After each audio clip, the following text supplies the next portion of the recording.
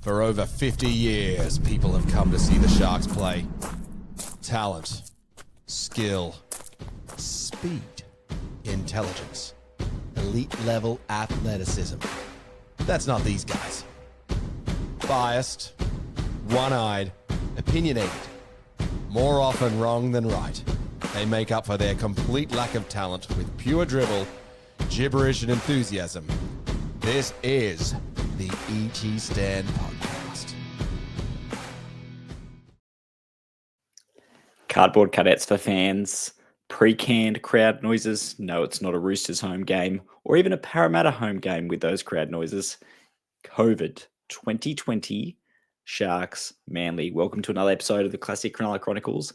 In another episode of the ET Stand, the Cronulla Sharks fan podcast. Let's talking to the football. Here we are. Yes, I'm sorry. It was a bit of a bait and switch this week. We were talking about reminiscing with 68-6. Unfortunately, Franco and Kelly were unable to join us this week, and we want to do it properly. So we play Manly again in May, so we will cover that there. Bit of a rule breaker. That's at Brookvale, but we'll cover the game at Shark Park because it's 20 years this year since we had that record setting that was later to be equalled, but not yet beaten. Winning margin of 68-6 over that terrible club that is the Manly Sea Eagles that we're playing this week. Anyway, the point of Classic Cronulla Chronicles is we go back and have a look at a classic match involving the team and sometimes even the venue or the theme of the current season. We step back in time. So here we are, round 6 of the 2025 season. We're playing Manly at a neutral venue in Perth. So the closest we could find for that by way of first Manly at a neutral venue was actually only 5 years ago, 2020, round 7 at Central Coast Stadium. Yes, I've called them the Northern Seagulls. A bit of a play on their merged entity they were for a short period in 2000 and 2001. So here we are, was Sharks versus Manly. What was a very, very strange time, hence the introduction in that manner. The crowd attendance, bizarrely, was 178 for this one. The competition stopped after 2 rounds in early 2020. I'm sure you all remember it well. It is getting to be, thankfully, touch wood, more of a distant memory now, but they were bizarre times. The competition restarted in May and late May, early June. And here we are, a few weeks into the competition. Well, round 7, usually think that's a game in April. This time it was in June. And the Sharks travelled to the Central Coast to play in front of no one. Manly were technically the home side. As we have a look at the form going into it, the Sharks had a bit of a patchy start to the year. They lost in round 1 to South Sydney, and then they followed that up with a loss to the Storm, 12 points to 10 at Cogra Oval in front of nobody. That one, Billy Magoulias scored a try, and we thought we had it in the bag. Then thought it was going to Golden Point. The Storm got a dubious penalty to win that one, 12 points to 10. Then the competition paused. We weren't sure what was going to happen and when it was going to happen. And then it restarted thanks to good old Peter V'landys and his rugby league promotions and speeches and the like. But the game got up and running with their, what do they call it, Project Apollo. So I'm trying to hark back to the, I suppose, the NASA days of reaching the moon in the 60s and 70s. And they made it. So the competition somehow restarted. We played the Tigers at the new Parramatta Stadium, which I think was our first match at Combank or Bank West, as it was known at the time, and we lost on Saturday night there. Then we played the Cowboys at their new stadium, Queensland Country Back Stadium, and won that one. It was a bit of a scrappy game, bit of a cripple fight, for want of a better term. We weren't going that great. We then got pumped by the Dragons at Campbelltown, of all places, on a Sunday afternoon. And then back that up with a win this time at Parramatta Stadium or Bankwest, 20 points to 18 against the Dogs. Sione Katoa scoring, I think, a hat-trick in that one, but it wasn't exactly convincing. While Manly, you'll see in the team list in a sec, they got quite a few players out for this one, but they had some pretty good form. They were sitting 7th. They lost first round, but then they beat the Roosters, the Bulldogs, lost to the Eels, and then beat the Broncos and the Raiders.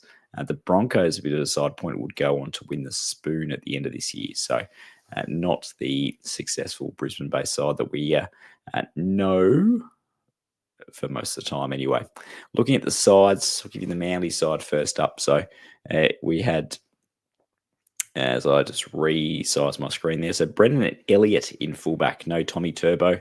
The wingers George Tafua and Ruben Garrick. The centres Brad Parker and Tafida Funa. The halves Lachlan Croker, Daly Cherry Evans. The front row, a very familiar face in Adam Fanua Blake, Danny Levi and Sean Kepi coming off the bench there.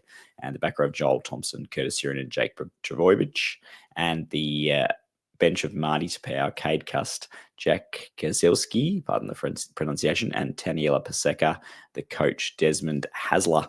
While for the Sharks, Matt Moylan in fullback. While that experiment was still going, he was starting to get on his last legs during the 2020-2021 season, and that, I suppose, position of choice for him would cease to exist really, but this was one of the last matches where he did play fullback. The wingers Sione Katoa, Bryson Goodwin, Goodwin covering for the injured Ronaldo Mulatalo. The centres Josh Dugan, Jesse Ramian. The halves Sean Johnson, Chad Townsend. The front row Hamlin Welly coming in jersey 15 for Andrew Fafita, who dropped to the bench. Blake Brayley, Aaron Woods, and the back row of Britton Nicara, Wade Graham, the captain, and Jack Williams, and the bench of number 8, Andrew Fafita, Toby Rudolph, Siasifa Talakai, Royce Hunt, the coach, John Morris. Obviously, this side or this match only 5 years ago, so a lot of players still in the system or recently retired or recently departed. But that is a whopper bench there with Fafita, Rudolph, Talakai, and Hunt. Great stuff there. Talakai, essentially in his first season, as he's spoken about in several podcast interviews, that he was on a train and trial contract, and then obviously upgraded to being in the top squad from there, as was who else was going at the same time as him? There was him and Royce Hunt around the same time as well that were looking for those kind of I suppose they were on a bit part contract and managed to break their way into the side and now regular first graders. But the Manly side there, you can see not exactly a classic Manly team, but one that was favoured to win, and this result was not at all expected, regardless of all the changes and strangeness that was 2020. Getting to the match itself, a pretty good start. It was BHU steaming onto a short ball, bumping off a few defenders, fell down, and then managed to reach out and score. You can see that photo of Hardback there. So those watching on YouTube, you can see him reaching out and scoring. Was classic BHU, as we saw early on in his career, at least, where from 2018, 2019, he was an impact player off the bench, and I definitely remember him scoring plenty of tries like this, including one against Melbourne in 2019 when we were severely undermanned, not expected to win, and beat them at Shark Park. So it was good to see. Obviously, he's been down on his luck the last few years, so hopefully he refines that. The Sharks up 6-0 early in what was passing showers, so not exactly the best conditions on a Sunday afternoon. Manly hit back shortly afterwards with George Tafua finish off the backline movement, staying low to score in the left corner, and Garrick kicking the conversion. So it was 6-6 there. Then in the shadows of halftime, shall we say, Sione Katoa was the beneficiary of a Sean Johnson grubber to score in the right corner. Johnson converting there to make it 12-6. And then Jesse Ramian, a lovely short ball from Matt Moylan, and he charged onto that right before halftime. So we got the third and the fourth tries there to lead 18-6 at the break. Second half, Dugan scored pretty much straight away, again off another Sean Johnson grubber in the wet this time, set up nicely to give us an extended lead in the 42nd minute. Bryson Goodwin finishing off a backline movement to score in the left corner.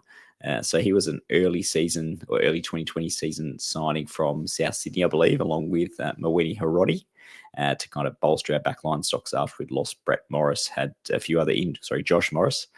Josh Morris, who left to play for the Roosters with his brother Brett in, I don't know, that left a bit of taste in my mouth how that all went down. But anyway, we had some issues in the backline stock. So we got Goodwin and Harodi in. Goodwin scoring there. He was getting on. I think this is his final season of first grade.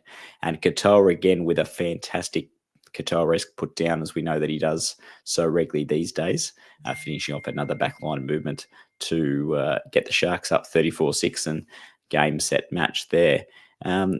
AFB scored the first of his 2 tries backing up on the inside from a line break to bring it back to 34-12. And then in the 65th minute, a bizarre try from Blake Brayley in the lead up, a grubber went through and Wade Graham appeared to have tackled Curtis Sirenen off the ball, which I think was sent up as a try. The commentators were believing it would probably be deemed no try. Blake Brayley went through and picked up the scraps. It was deemed that Graham had let go before the tackle completed. It was a bit of a bizarre set of circumstances. Have a look on the highlights on YouTube or the NRL website for this one. They are available, and you'll see that it was essentially inconsequential contact. So I'm not sure if Sirenen would have got there, but it certainly looked like a tackle where he made contact and then released straight away. Sirenen went to the ground and Brayley picked up the scraps and almost looked a bit sheepish going, is this going to be a try or not? Anyway, the try was given. Sharks brought up 40. Manly got 2 late consolation tries through AFB again in the 72nd, barging over, and their centre, Funa, scoring in the corner in the 78th to bring it back to unfortunately, a bit more of a more respectable scoreline for Manly after the Sharks essentially had dominated. Our forwards had bashed them. You listen to the commentary, and a lot of the tries came off the back of great go forward from our, I suppose you look at that bench, monster pack, 40 points to 22, the final score. Going to the talking points, and Shaun Johnson, this was in his season where he got a competition high, 23 try assists. He played 16 matches. He was 5th on the Dally M points. He probably would have been Dally M Player of the Year if an unfortunate Achilles injury against the Roosters at the SCG didn't occur. It was a match where we led by a considerable margin and gave it up to the Roosters late. Probably something that I could have mentioned, as well as another one where we snatched defeat from the jaws of victory there in that one. But unfortunately, Johnson got injured in that one and didn't play again for the remainder of 2020 and only came back halfway through 2021 and wasn't really the same player for us. Departed, obviously, had a good final season with the Warriors, robbed of a Dally M there last year, 2024.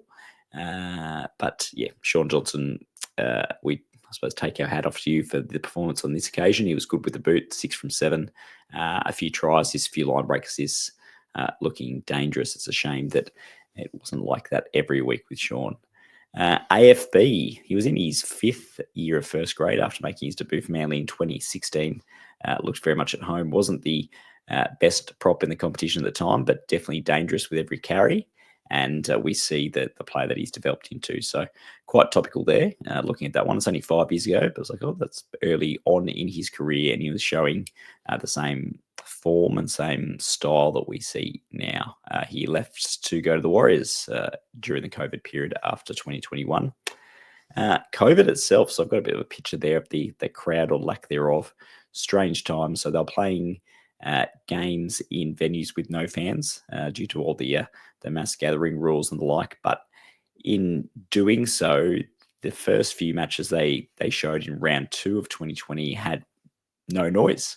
So the Fox Sports and Channel 9 put in different crowd effects and the like to try and create some sense of occasion for the fans watching on TV. Otherwise, it seemed to be decidedly reserve grade amateur.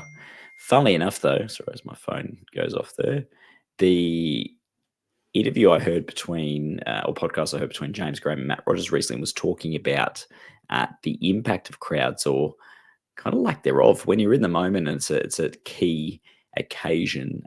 Sure, the players can hear the crowd, but they're that focused on what's going on that both of them agreed that it really doesn't make much impact. During the key parts of a match, you wouldn't know if you're playing in front of an empty stadium or 100,000 people, that the players are that invested in that moment. But obviously pre-game, or if the game's a bit flat, or if you're looking for some kind of motivation, crowds are obviously, players feed off that. But it was just interesting hearing that how focused they can be there. Matt Rogers was talking about the analogy between a mate of his who's a musician who plays to a crowd. Matt was saying how he was amazed at how someone could do that. And he goes, you do the same thing, don't you? You play in front of them. He's like, yeah, I play in front of them. I don't play to them. They're kind of periphery background. So interesting just hearing that mindset, I suppose, because it did seem rather strange. I did manage to go to a game at Cogra in 2021 where there weren't many people there. That was bizarre. Unfortunately, I missed out on the opportunity to go to the Central Coast, which I did almost have a chance to go for our win over the Warriors in 2021 or 2020 actually at Central Coast, where we won by a lot. So I didn't get a full experience of let's say, a couple hundred people there, but strange times.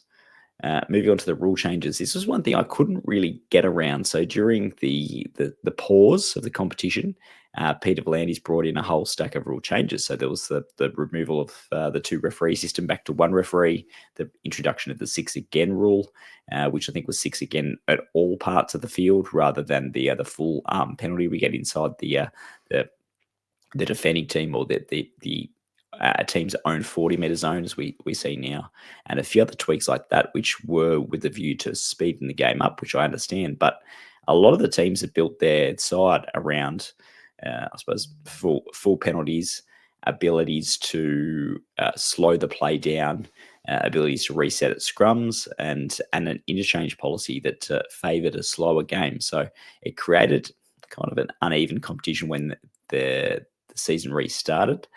Penrith obviously had a bit of a poor start to the season and then went on to be the dominant team that they have been since then, making the 2020 grand final and only losing by a small amount to Melbourne due to a poor first half. Otherwise, gosh, they would have 5 in a row. So it was just interesting. Nothing like an NRL rule change, but it took a while, several months actually, for sides to find their feet. Cronulla were one of them. That first game back against the Tigers, we seemed to be struggling with the repeat set kind of, I suppose, punishment that would occur with teams having to defend up to 12, 18 tackles continuously without break. There was no resetting for line dropouts and the like. And we seem to both struggle in defence in that regard and also struggle with the ball in attack. Obviously, everyone's got used to it now, but just a product of the time. And looking forward to John Morris. So Johnny Morris was the coach. We'll just have a quick look now at his coaching record. So he brought a lot of young players through, and I put John Morris in there because I know Franco loves talking about him. Unfortunately, he couldn't be here this evening to join me on that one. But unfortunately, Rugby League Project isn't playing the game for me there with his coaching record. But it was what it was. He did a stellar job for us for 2019, entering the fold at no notice, and then 2020 before departing in early 21 after they announced Craig Fitzgibbon as coach. This was a good win for him. They could certainly score points. Defence was an issue here, but it was good to see the attacking prowess of obviously Moreland at fullback, with Johnson and Townsend in the halves, and a young Blake Brayley, who later in the year would have probably the standout game of his career so far against Canberra in the quarterfinal, which we unfortunately lost. He got injured early in the second half. So up until that point, he kicked a 40-20, scored a try, made multiple line breaks, a try assist, and maybe I'm just lamenting. Maybe I need to go back and look at that. But he hasn't shown that consistency. He's shown that he can do it at other times as well, but hasn't put it all together. So hopefully he can continue John Morris's legacy and go forward from there. Looking at the fallout, so we've got Sharks 40, Manly 22 tries, a double to Sione Katoa, Braden Hamlin-Willie, Jesse Ramian, Josh Dugan, Bryson Goodwin, Blake Brayley the tries, Sean Johnson 6 from 7, beating the Manly Seagulls, Adam Fanil-Blake 2, George Tafua and Funa tries, and Ruben Garrick 3 from 5. The Sharks would sneak into the 10 wins, 10 losses, while Manly would finish 7 wins, 13 losses. You'll see they only played 20 matches that year. It was a shortened season, and it didn't finish until early November due to I think the grand finals played the first weekend of November, with the final series starting the first weekend of October. The 10 wins, 10 losses thing, an interesting one in that we played Canberra final round of the season at Cogra, and that was, I think both teams were going to win. We're going to not change places. Canberra was going to finish 5th, Sharks were going to finish 8th, and both teams rolled out reserve grade sides. And the Sharks side got roundly and soundly beaten. So we finished, I think, with the worst finals record in here, or worst top 8 record in history, given there was only 10 wins from 20 matches. Plenty of teams have qualified for finals with a 50% win ratio or win percentage, but this was the lowest number of wins. So there's a bit of trivia for you. Anyway, that was another episode of Classic Cronulla Chronicles. Hopefully we can replicate things this week at another neutral venue in Perth. And as we said, in a few weeks' time, we'll be back with a all singing or dancing review of that 68-6 win, which will have at least Franco and Kelly in there. Kelly, he's working this week, so he couldn't get on, but it's one of his favourite games of all time, and he has plenty of things to say about that. In the meantime, up, go Sharks.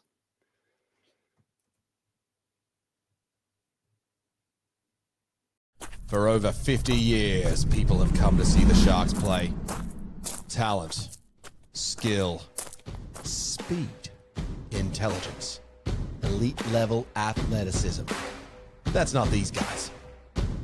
Biased, one-eyed, opinionated, more often wrong than right. They make up for their complete lack of talent with pure dribble, gibberish, and enthusiasm. This is the ET Stand Podcast.